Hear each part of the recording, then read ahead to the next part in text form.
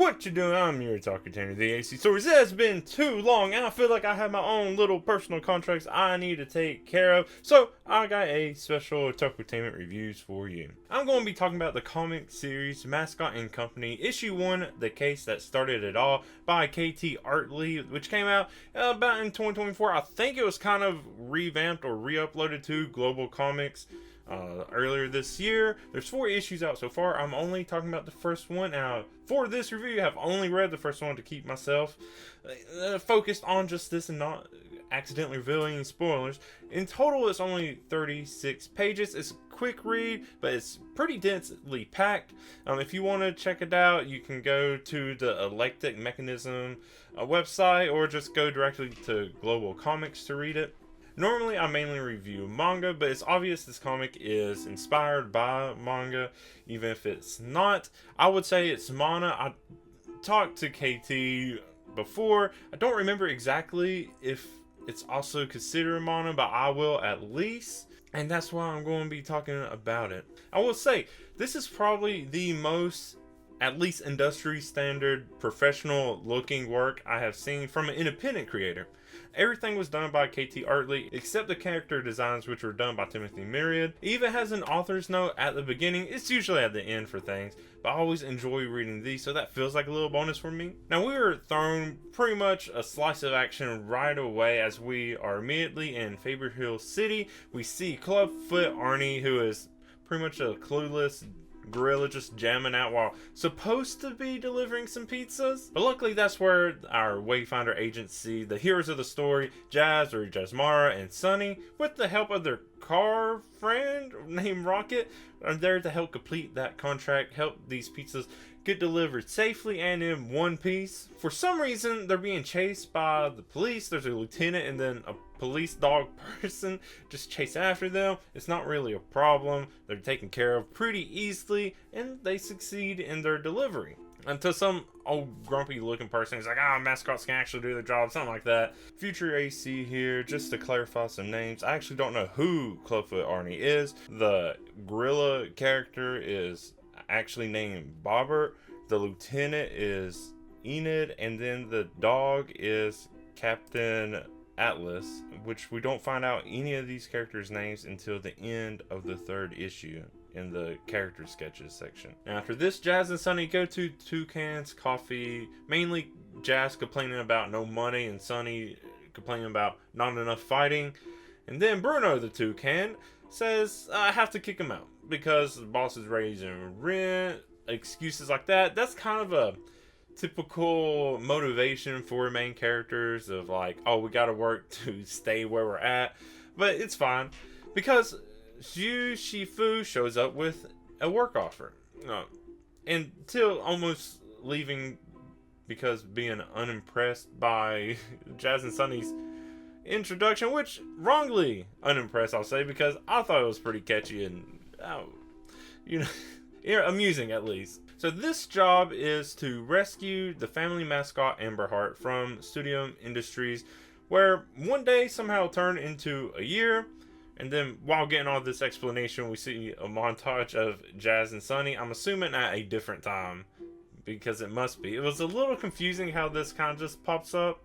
I had to reread it and actually pay close attention, because at first my thought was, oh, is this like a past flashback of when they went and tried to do something before? No, I'm pretty sure this is them stealing the contract from Studio. And then it shows a bit of them running into that police dog from earlier. They're disguised as like an old person, and Sunny is a dog too. And the police dog thinks Jazz is the Nana. It's actually pretty funny. It's just a bit of humor you had to throw in there at some point. But yeah, I'm pretty sure this whole thing is just a montage to be happening in the background, so it's not just sitting in one room explaining what's going to happen. We can at least see some action going on too, and help move the story along. But there's an additional piece of information Zhu Shifu adds just right at the end, which is it's actually the child, Jifu's child, that misses Amberheart the most. It's like, oh, okay, cool. Random, but no, that's nice. Now we gotta help the kid. Now, looking over the contract though, Jazz is suspicious about the contract seeming too easy to deal with and doesn't get why Zushifu is so spooked, so they need to go do some recon. They sneak into a house. I'm assuming it's Zushifu's house, but then they get caught right away. At least while they're caught, they see someone in a cage, and we don't know exactly who it is. It doesn't explicitly say. It could be Zushifu's child. It could be the mascot Emberheart. It's someone in a wheelchair in a cage that Zushifu was bringing a sandwich to, I think it said, until, you know, it dropped. Popping up again. This is actually confirmed to be the child named Willow. Just want to throw that in there since I do know now. Zushifu says it's to protect the child, and I don't know. It leaves on a cliffhanger there, which makes me really glad. I don't want to say really glad. I'm kind of glad now. I put this off longer than I meant to, because now at least I have 3 other issues to read. It is a little odd because usually on these first issues, they're usually longer. It usually wraps up a initial conflict. Maybe the peace delivery is that, but it's usually the first chapter is more one-shot feeling. I'm kind of glad it's not, but also cliffhanger. There's one other thing that's never actually brought up by the characters, but we see some random shady person has like core on the chest or a patch somewhere. Just look out the window, and then the only time we see this person again is after the issue's over. It's kind of like a preview page or something. Is this going to be the big bad villain, the owner of Studium or whatever? We don't know. None of the characters brought it up. We literally just see this glimpse. And overall, this series has the tone and pacing of a gag series. I'm actually really like it. If you listen to my weekly Shonen Jump reviews, I always seem to like the gag manga the best. So this kind of tone is right with me. I like it. There's a fun narrator with it. All the characters have a lot of personality. Stuff that gets lost a lot in some things, and I really like it here. And at the end, just its own little humor / really fit into the concept of like an ad or promo page for the next issue. Now I will say, as much as I'm liking everything, I'm feeling like I'm having to make a lot of assumptions. I still don't know what mascots actually are.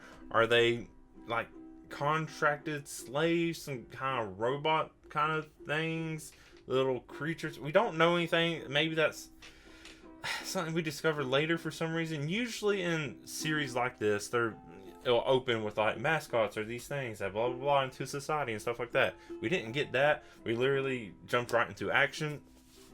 So it's a little confusing knowing what's going on. And then I already mentioned like that shadowy core person and all this other stuff.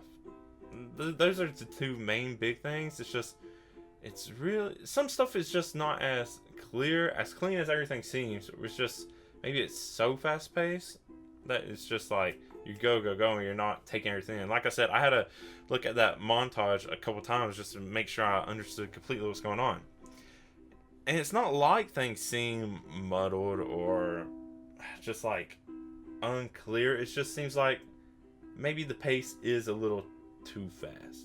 Yeah, the art is nice. It's clean. Very interesting character designs that really pop. There's a whole city that just seems like it's going to be lively and vibrant. Just a lot of things are going to be going on, and I'm looking forward to seeing where it goes. But the last thing I want to talk about, like I always do, is the title. Like I said, I don't really know what the mascots are yet. I'm sure it'll be addressed, I hope. But then the other part, company. Is it the Wayfinder agency that's the company of this mascot? Or is it Studium, the one they're going to be trying to infiltrate and deal with? That's going to be pretty much, I guess, the main series bad guy, agency or whatever. And then the chapter title. Well, I mean, this is the case that must start something really big. It starts the overall story. It starts maybe this conflict with Studium, the shadowy person, whatever it is. I mean, it's a pretty obvious title. That's going to be it for my review of Mascot Company Issue 1 by KT Artley. Be sure to check it out. It's really worth reading. It's only 4 issues so far. I don't know how frequently new issues are going to come out, but I'm looking forward to them either way. Future AC popping in one more time. I intended to only review the first issue, but after going and reading the next 3, I wanted to at least add in, mainly because I already interrupted earlier with some of the name clarifications because they actually weren't said in the actual story. And a lot of other things just don't really get cleared up.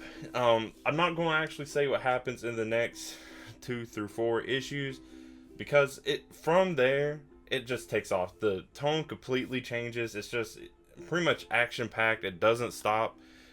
Get it out and read it, but read it carefully. Don't just read through it. You're going to have to really pay attention because it's pretty densely packed with all the information you're getting. Not super wordy either, so it's also kind of doesn't help in that part. But just pay attention. I like it, but it's maybe a little too fast paced for me. And then just the fact that nothing's really clarified ever, and it only gets kind of more confusing as it goes, especially with characters. Okay, back to past me. If you want to talk more about it, I know I probably just spoiled the first issue, so I hope you already read it. But if you want to talk more about this, go ahead, leave comments.